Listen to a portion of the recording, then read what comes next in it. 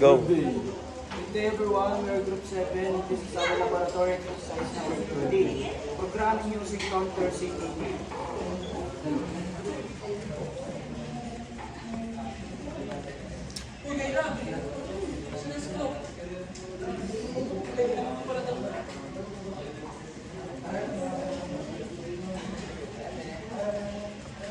Saan?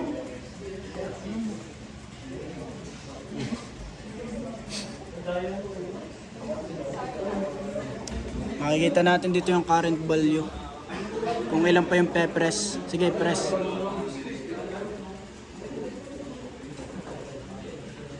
Yan. Okay. Reset pare. Kailangan na ba? 3, 4, 5. 1, 2, 3, 4, 5.